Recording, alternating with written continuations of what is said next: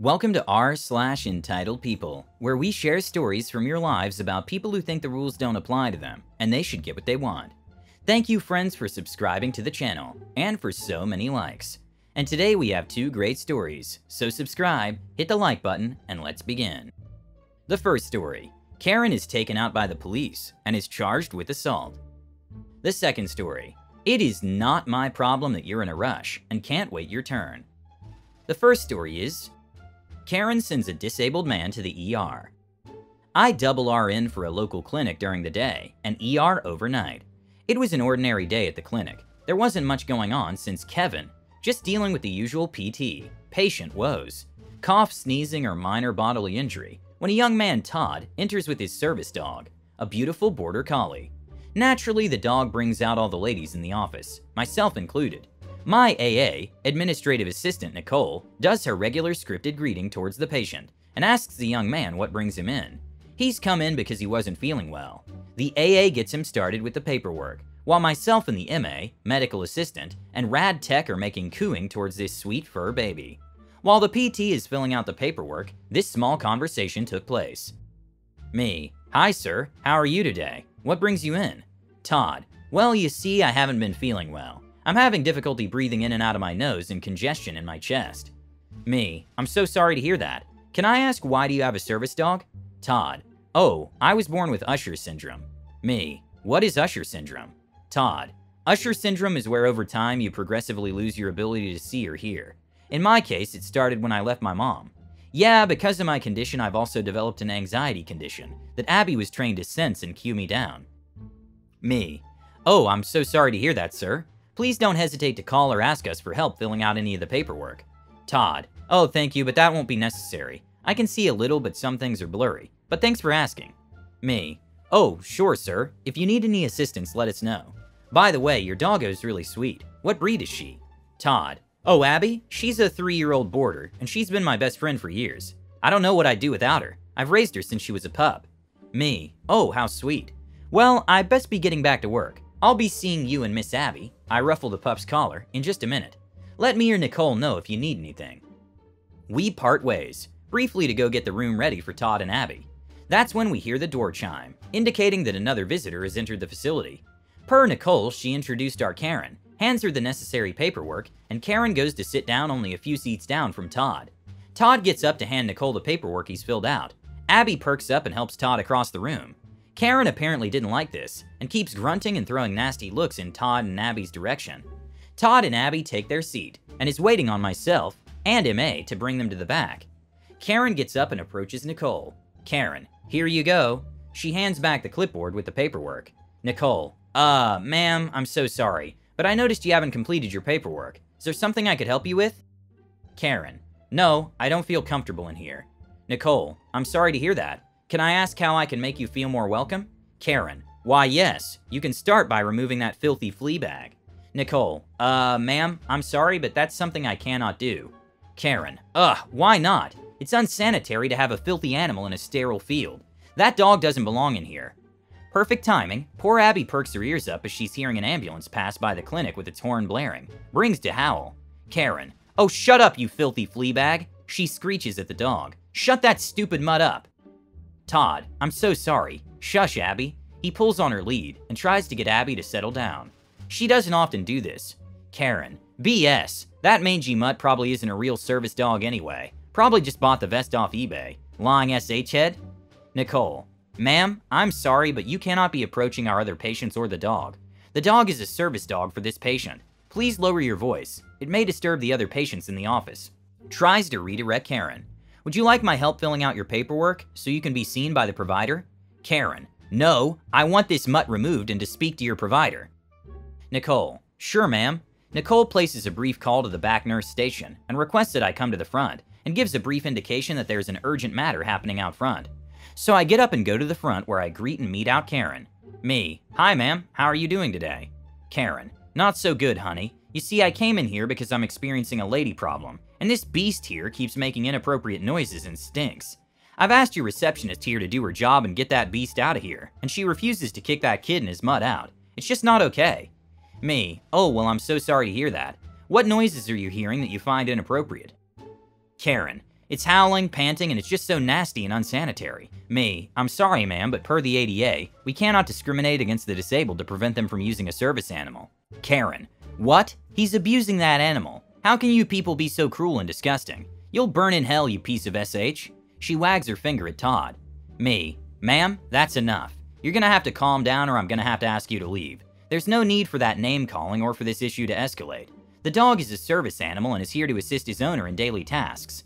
Now, if you'd like to still be seen by myself or my provider, I can go ahead and take you to the back and have you wait in an exam room. Karen, really? I want to see that mutt's papers. She approaches Todd with her hand out, demanding for his registration papers. Me, ma'am? I get between her and Todd to prevent Karen from getting too close to Todd. That is not necessary, and you're not allowed to ask anyone for proof of identification or medical necessity.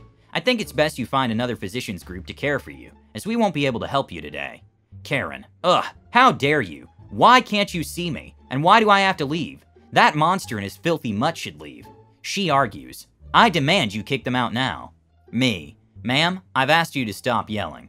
I'm sorry, ma'am, but I will not be able to treat you today, as you're acting very inappropriate and causing a commotion here. Could you please leave? Karen, oh shut up. I can do and say whatever the hell I want to, and I will not leave until I'm seen, and that monster with his mutt are thrown out. While my back and attention was focused on Karen, Abby had gotten up and was alerting to her owner's distress cues from Todd. All of Karen's screaming had begun to make Todd panic. That's when Todd stood up, grabs Abby's lead and just collapses on the floor after slightly hitting one of the chairs in the waiting room. I quickly turn around to rush Todd and order Nicole to get the MA and the other RN.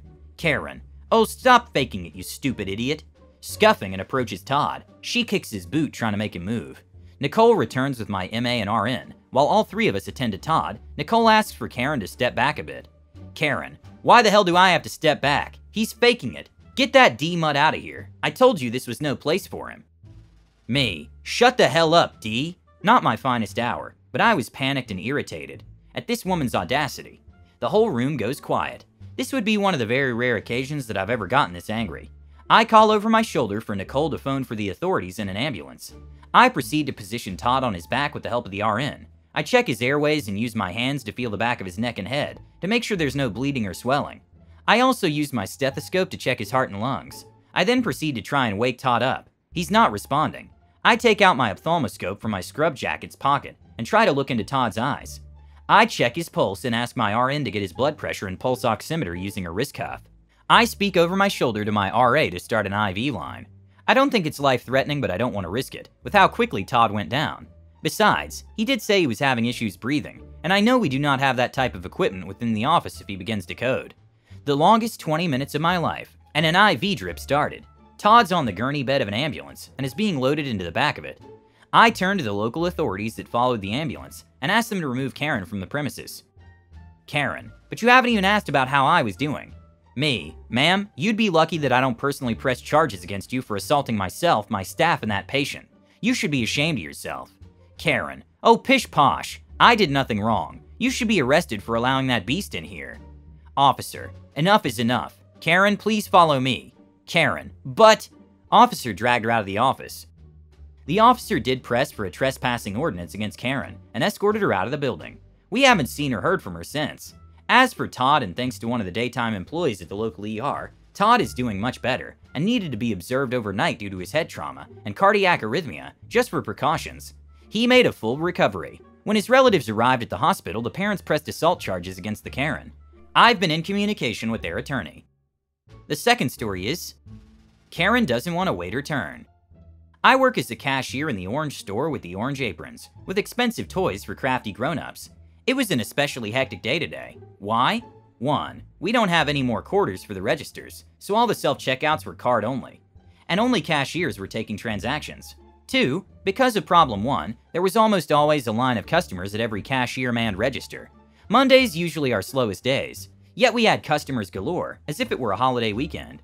3. Because of problem 2, I couldn't put much time in helping train the 2 new cashiers, one in the morning and another one that afternoon who shadowed me. I had a few times where I could explain something patiently to them, and did my best to keep engaging with them and the customers. Anyway, time just zipped by until I got a customer, a tall muscular black man with a gorgeous watch, who wanted to buy 3 pallets of specific cinder blocks, 8 by 8 by 16 ones to be exact. I confirmed everything with him on my screen to be correct, while also showing the new recruit how to do it. The customer showed patience and understanding when he realized she was new. He also said he spoke to someone in the lumber department about the blocks before purchasing them to ensure we had the amount he needed. After we rang him up, I explained to him how it will take a bit for the lumber guys to get the reach forklift to bring out his order. I pulled out my work phone to relay that info to the department and asked if he remembered which lumber specialist helped him. He says he wasn't sure. No biggie. When customers don't know who helped them, I try to respectfully describe who I know is working that department that day.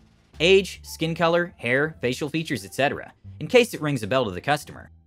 This also helps if the customer got great service from so-and-so. That way I encourage them to leave a survey about that employee by name, to give him or her proper kudos. We often get little rewards at the store if customers compliment us by name, in the form of badges, goodie bags, or other stuff. I knew Pete, fake name, was working today, so I asked the customer if he spoke to a tallish, heavy-set gentleman with a large beard. Cinderblock Man never got the chance to answer, because just like that table you stubbed your toe on, Karen came out of nowhere to interrupt.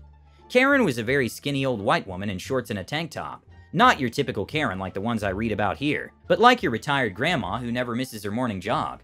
She practically shoved past us while I was about to call lumber, and said something like, "I'm in a hurry, can you move it along already?" Cinderblock Guy and I look at her like she's crazy, and boy was she. I told her, "Excuse me ma'am, but I'm still helping the gentleman here find who was helping him." She interrupted me saying, "Yeah, you're discriminating. I don't have time to wait. Can't I just ring myself out and go? Time is money." Yes, she really said that. Before I could tell her to wait her turn as we weren't finished, this woman had the audacity to snatch my scanner and tried scanning her things herself. Yeah, I made the same face you're probably making right now. The "you did not just do that" face. Even Cinderblock Man had that look, and my new recruit was clearly shook. I told Karen, "Ma'am, you can't scan your items here. This is not self-checkout. Can I have my scanner back, please?" I had my hand held out for a good 5 seconds before she let me take it from her. My new recruit kinda shrank back, and I didn't blame her one bit. I gave her that look that said, "It's okay, I'll handle this one," to spare her the stress. I tried to explain to Karen how I was almost done helping the other man before I got to her, but she kept cutting me off as I tried to talk. I had to take a few deep breaths to keep from taking my earrings off. So I rang her 3 things up. One item being a thing of caulk, which she yanked out of my hand and literally chucked to her cart and missed. I saw and held my breath so I wouldn't laugh. The new recruit looked. Cinderblock Man looked. The 2 people still waiting behind her looked. Karen looked but didn't pick it up, and we sure as heck weren't going to do her the favor. I handed her receipt without looking at her and thanked the powers that be that she left quietly. I went back to finish helping Cinderblock Man, who stood by patiently for me, completely dumbstruck. He said she was extremely rude, and I couldn't agree more. I managed to get him situated with Pete, even checked on him after a few minutes to ensure he was all good. He thanked me for being a big help, and wished me a better day after the Karen fiasco. Subscribe, hit the like button, and have a nice day.